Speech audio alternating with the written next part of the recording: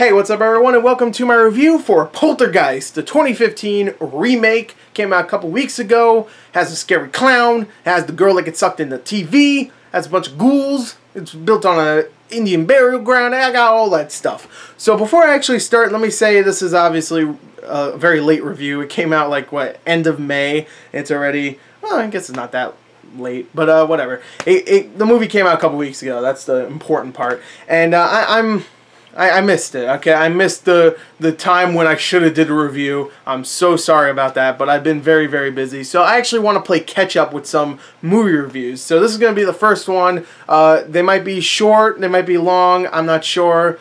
When I just ramble on, it could be for a long time or just for like 3 or 4 minutes. But this one's probably going to be a longer review. So, yeah, I will be doing more reviews in the future of stuff that's already passed. So if you just want to hear my opinion, then they're coming. But anyway, Poltergeist, the 2015 remake. Let me tell you right now, I love the original Poltergeist. I love it so much. I don't own it on Blu-ray, so obviously I don't love it that much. But I've seen it a lot, so there's no reason, but it's not something I was like, oh, Mad Max is coming out. I haven't seen Mad Max in years. Like Poltergeist, I saw like last year again, so it's not like something that I was rushing out. I was like, woo, gotta go get it. Like, I haven't seen it in a long time, but you know, whatever. Anyway, Poltergeist is a great film. 1982, directed by Steven Spielberg. Directed by Tobe Hooper. You know, because that's who definitely directed it. And yeah, but that's a great film. It's a very scary, very, very adventurous movie. It's not always scary. Like, that's the thing about Poltergeist. A lot of people think it's just a straight up horror movie. I thought there was a lot of creepy elements, but it feels like what Insidious did, or I guess Insidious feels like what Poltergeist did, where Insidious was a scary movie, but it had a lot of fun elements to it. It wasn't just like, ooh, spooky, everything's dreadful, ooh, look at this, oh, you're scared, right? You're always going to be scared, you should be scared for your whole life. No, it's just like, it's fun. It just has a fun, light-hearted sense of just imagination to it at times, too. I love the original Poltergeist. It's a great film. And this one, I will give it credit. It tried. It did. The director of this, Gil Kinnan, whatever, is the guy that did Monster House, which I thought was a great underrated horror, not a horror movie, but it was a very light horror movie for kids. Like, if you were 8, you might have been a little bit scared by that, maybe.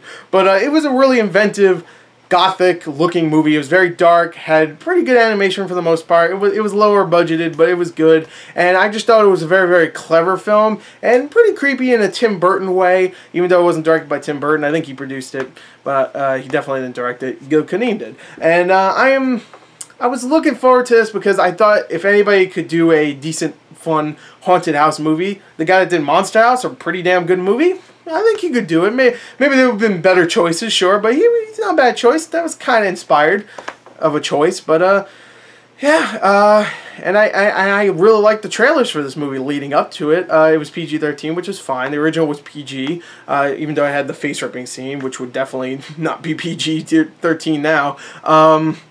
But, you know, I still was excited for it. And, man, it let me down. I'm going to tell you right now. It let me down, but it was not a bad movie. I did not see a bad movie. I saw a decent enough film with some likable characters, good acting, and some fun imagery. No scary parts. There was nothing scary about this film. If you were scared by Poltergeist, the remake, I was about to say you're an idiot, but you're probably young or you're an idiot. No, I'm just kidding. You're not an idiot. But if you were scared by that, you're easily frightened. You probably thought the Ouija movie was scary, and it wasn't. I'm sorry to break it to you. But this movie just wasn't scary, but it had an adventurous side to it. And hell, even like some of the kid actors in this, who I thought the original kid actors were really good in the movie, in the original Poltergeist, and they got some pretty good kid actors. And I mentioned them first before I mentioned anybody else. Sam Rockwell, Rosemary, whatever, DeWitt or whatever her name is. I mentioned them first because kid actors are usually so bad in movies. I have to mention if the kid actors are good, because usually that's like the thing, like, oh yeah, Sam Rockwell's a great actor, he's probably good, but how is that kid, man? That kid's probably terrible. But no, they're actually really good, actually likable kids. They're not annoying, even though I would say the small little boy kid does some annoying stuff. What I really like is that the little girl is actually, you know, kind of funny in the film. She actually kind of steals some of the scenes. But the little boy is maybe a little bit too much of a scaredy cat. That's his whole arc in the film, that he's too much. He's too much of a wimp, and he has an arc later on in the movie, which I'm sure you can figure out what that is. But it's not very like, ooh, oh my God, I didn't expect him to do that. But yeah, like, they are likable kids, even though they do some dumb stuff as well. And the parents are likable too. You got Sam Rockwell, you have Rosemary DeWitt, you have some of the other characters in the film. You have Jared Harris, who I love as an actor, who plays the little small, the Asian woman in the first film. He doesn't actually play a small Asian woman, sadly. But he does play a guy that knows about ghosts and about poltergeists and whatnot. And he comes in and he has a lot of really funny moments where he talks about, like, oh, I got all these scars from, like, ghost stories and stuff. And he's like, no, this one was actually just from a boom mic hit me in the face. Like, there's a lot of funny moments like that. And I thought he was really good. When it gets to the actual poltergeist part, when it actually gets to it, and like things are going awry, it's okay. It does a good job. The tree is there, the clown is there. You got the TV with the hands, except this time you have like 42 hands besides just one. You got, or two, I can't remember. I think there was only one in the original.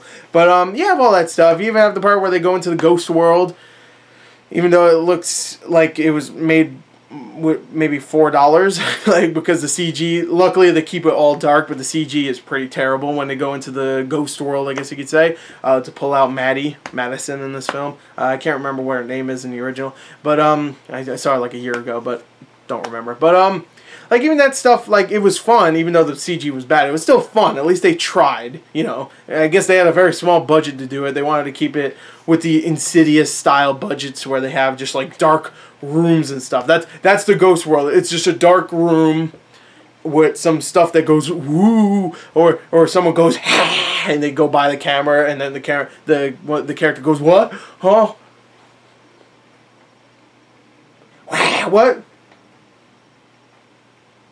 What was that? That's pretty much what it is. And in this movie, it does a little bit more chaotic, I would say, than Insidious. This one's more like a bunch of ghosts are going, and you kind of see them, but it's dark enough so you can't really see how terrible the special effects are. But there's times where it's actually lit up and it's bad. But still, I enjoyed those parts. I did, even the bad CGI effects. But man, or CG effects. But man, or CGI. I can't remember what, I think it's CG, whatever, it doesn't matter. Special effects. But, man, when it gets to the scares, it is pitiful. Like, the clown part in the trailer was pretty good, even though you already knew it was going to happen. You know, the string came up. It's pretty much, the string when it comes up and it gets to the clown, it might as well be a timer for when the jump scare is going to happen. And it works well-ish, but, I mean, if that's what horror movies have to do now, where it has a timer until the jump scare happens, that's ridiculous. But there's a lot of times where just things happen where it's just like loud music, or whatever, or like doors slam, and there's not really any creepy moments. There really isn't. Hell, even in the trailer, there was a couple moments who were actually creepy. Like, there's a part where, like, the door closes in the trailer, and then the closet gets lit up a little bit, so you could see, like, a bunch of, like, ghostly guys just, like, shaking their heads around like they were in Jacob's Ladder or something. That was scary, but it's nowhere in the movie. I guess they cut that part out. Or maybe I was just so, like, not scared that I just didn't notice it when it happened. I don't know. But there's a lot of moments where it tries real hard and it fails. Also, they do the skin ripping thing in this movie where they don't do the skin ripping. They do a scene where it's supposed to be the skin ripping, and man, oh man, that was embarrassing. Like, it was Sam Rockwell looking into I guess the reflection of the sink, and he sees like he's leaking, like, it looks like, I don't know, ink or whatever, like sewage water. It looks like it looks like just black water going down his face. He's like, and he's just like, he's got black water coming out of his eyes and ears and stuff, and that's it. That's supposed to be the face ripping scene. Why even have that in there? They shouldn't even done it. It wasn't even like tense or scary. Like, oh no, he's turning into a dirty water man. What was that about? It's just supposed to be like, I don't know. But anyway, yeah, I don't know. I don't have much else to say. The actors are good. Sam Rockwell's good. The Rosemary DeWitt is good, even though she's I would say she's a little bit, at times she has a little bit of a corny line read here and there. I notice, like, the way she reads the lines, like, I want my children back, sometimes she says it in a very, like, hammy way, which was fine. I don't care. In a movie like this, it doesn't really matter. Jared Harris was great. He was probably my favorite part about it. Sam Rockwell had some funny moments, especially towards the beginning of the film, where he's, you know, he's in debt and he has no job and stuff, and he's just like, I'm just gonna have fun with my kids. I'm just gonna make fun of them and stuff. And there's parts like that that made me laugh. And, you know, even though he's a troubled father, he's just like, he's still trying to look up on the bright side. And there's even a part where he buys like hundreds of dollars of stuff for his kids and his wife, and he's just like, yeah, screw it, let's just have fun. And of course, it ends in an argument. He's just like, fine, yeah, screw it, I'll eat my pizza with chicken nuggets. I don't care. If you saw the movie, you understand. But I really enjoyed it. I enjoyed the parts where it's adventurous, but when it got to the scary parts, which is the good, I would say a good half of the movie's trying to be scary, it fails utterly. It's not as memorable as the original. I was hoping it would be a great remake, like something like Fright Night was, that actually improved on some of the stuff that they got wrong in the original because it was, you know, 1980s or whatever, because they didn't have a huge budget or great actors or whatever. But no, it's about the same, except, you know, different character names, but it's pretty much the same freaking thing. They're same characters, just different names. That's pretty much it. And there's a couple different scenes, obviously, but not that different. Yeah, I don't know. I don't have anything else to say. I've been going on for like 12 minutes, but again, like I said, it's good. This review is going to be a little bit longer because I ramble a lot. But yeah, I don't know. I just didn't love it, didn't hate it. It was just okay. It was just a movie that was just like bleh, bleh, whatever. So I'm gonna give Poltergeist, I'm gonna give it a 22 out of a 40.